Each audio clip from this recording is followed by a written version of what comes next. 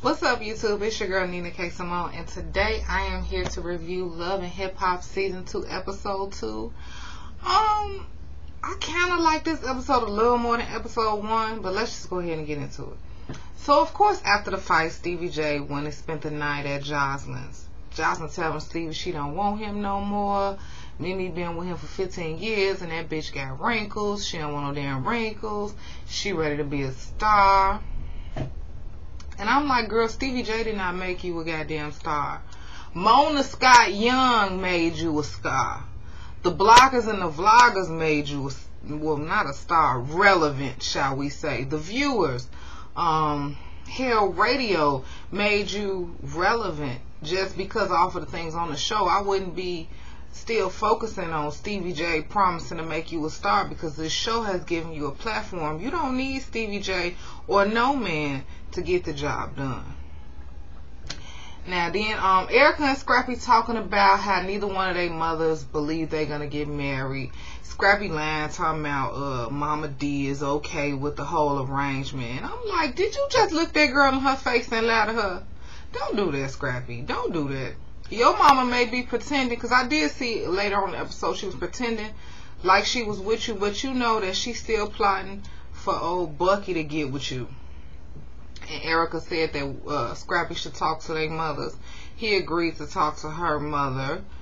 And did y'all hear what she called Scrappy Daryl? Scrappy, your real name Daryl? Hey, Scrappy Daryl. It was funny to me. He don't look like a Daryl. I didn't know what his name was for real, but yeah, I think I'm gonna stick to calling you Scrappy. Then we are introduced to Tracy Steele. She's a radio personality. She got a baby with, did she call him Baby or Big Drew? It don't really matter. Drew is Chris Brown's DJ. They have a son. She said he was cheating on her when she was pregnant, and he got all these hoes and whoop-de-whoop. And he come in with a shirt that say, "These hoes are hoes always," and he brought her one. You know, I know the t-shirt phenomenon is always been, you know, very lucrative, but first you got to come up with a good slogan. That was not one of them. To me, off back, they really don't seem all that interesting or relevant. I guess we'll have to get used to them. So Mimi goes to work out and get them frustrations out. She invited K. Michelle. And what was she saying? She mad, still mad about Stevie J Joseline situation. And K. Michelle, like, Joseline look like she sleep on beds without sheets. I died. Where the fuck do you be getting this shit from? I don't know what Joseline look like, but I wouldn't have thought to say that. And basically, she said she gonna stop trying to hold on to a man that don't want her. Well, that's what K. Michelle said. Who up to the same shit? You don't need him no more. Whoop-de-whoop. And she going to get an apartment somewhere until her house situation is together. Anyway, Joseline goes to meet with Don, who's a booking agent. And she said Joseline made around $100,000 this month. I was like, really? Who the fuck? But then I thought about it. The clubs will pay so much amounts of money for Joseline to go hang out. I even think she was here in Chicago at the strip club. So I guess that's possible. I won't try to say that that's not true. And the lady was pretty much telling her what we all been saying. Girl, you always in the studio. You always practicing for performances that we never see. When are you gonna get a hit song? And every time I try to like Joseline around, it's always some fuckery going around. How you got a contract with Stevie J and you said you don't know what it says? Who just signs a contract without knowing what it says? A blind person wouldn't sign a contract without knowing what it said. They would pay a trusty advisor to read it for them. So Joseline, if you cannot read all that well, you can go out and pay somebody who will read it for you. I don't understand the problem, boo-boo. How could you do that? So Mama D invite Bucky somewhere, and Mama D like, get your fine ass in my car. I'm like, Mama D, why don't you just go with Bucky? Because it seemed to me like you really do want her. And she basically, you know, telling her to hold on. She gonna fix it. the queen of the throne is gonna talk to the prince. Okay, this is another thing. Please stop with that queen. You and Scrappy ain't queen or prince or nothing. Maybe the swap meet, the dollar store, but y'all ain't the queen of shit. Queen and prince of shit. Just stop doing that. It's not even cute or funny or entertaining no more. I don't even want to do your voice no more because I'm just tired of hearing it. Now Tracy goes to visit Drew for dinner, and he said he been DJing for 20 years. He looked pretty young to me. I wasn't thinking that.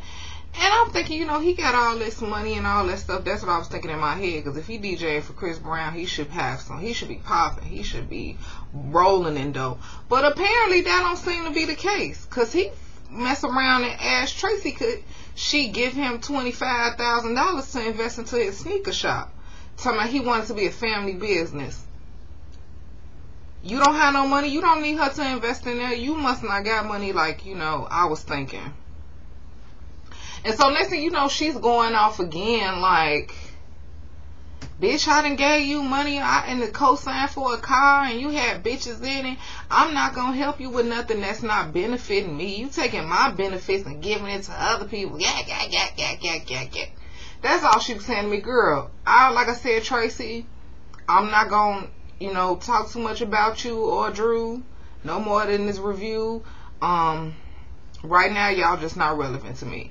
But, you know, that's okay, because when I reviewed Atlanta Housewives, I was not really a fan of Portia. I ended up liking Portia by the end of the season. So, we just gonna cut it at that. Now, Scrappy goes to visit Erica's mama, and the mama asked him a bunch of questions like, how you know you want to get married to Erica? How you know you're going to be faithful? And he explained to her that he's been all over the world and seen all these things, but nothing compares to Erica, basically. And, you know, the mother ended up giving her a blessing, which I think was kind of some fake shit, but she did it anyway. So then Joseline goes to meet Stevie to talk. Joseline got on this ugly-ass pink fur thing looking like a bear's necessity. Why is Joseline always dressing like a mixture of a hoe and a pimp from one of those Pam Grier movies from the 70s? I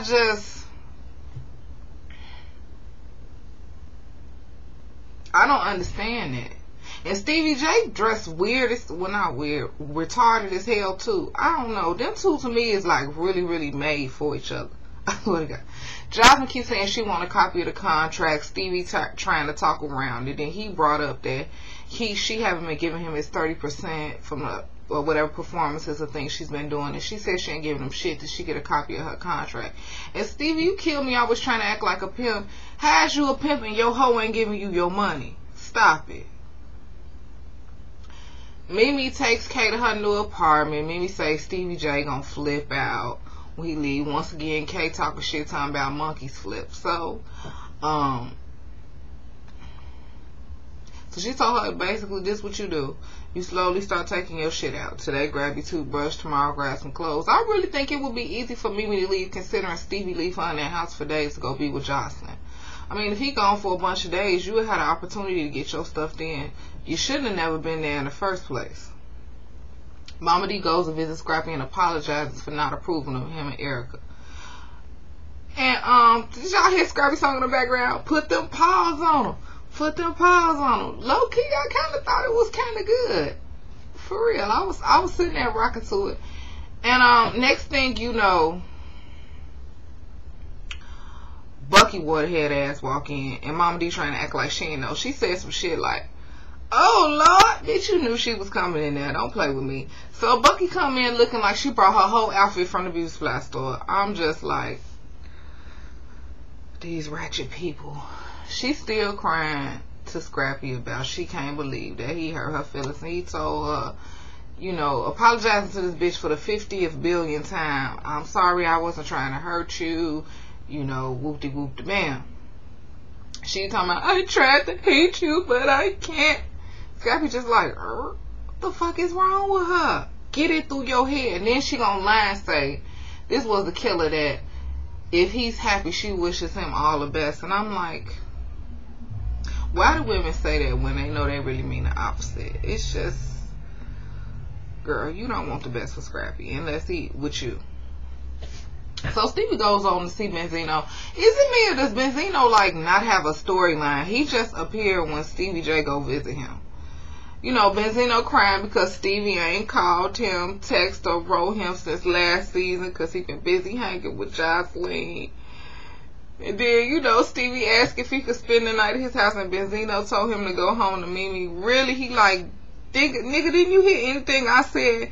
You ain't called me, you ain't text me, I don't know your number, we haven't been hanging out. No, you can't stay at my house. So Stevie goes home to Mimi and she tells him that she's moving. Stevie brought in some roses. So now he mad, talking about she loves me when I was popping.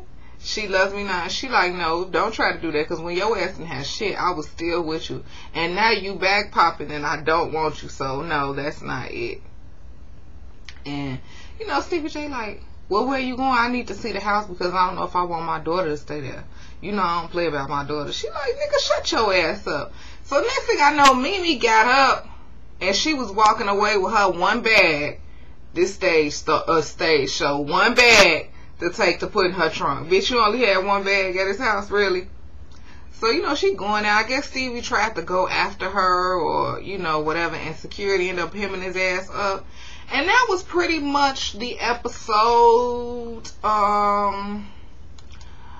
I guess it was okay. It was more than last week. Shout out to all the people on Twitter. I pissed off because I told them that Rashida has me. Why y'all worried about if Rashida is gonna be in the episode? The bitch is not relevant to me. Okay, y'all want to get mad, you want to argue on Twitter, that's just fine. That's what I'm built for. If you like this video, please like, subscribe, comment. You can follow me on Twitter, NINAKAISIMONE. Peace.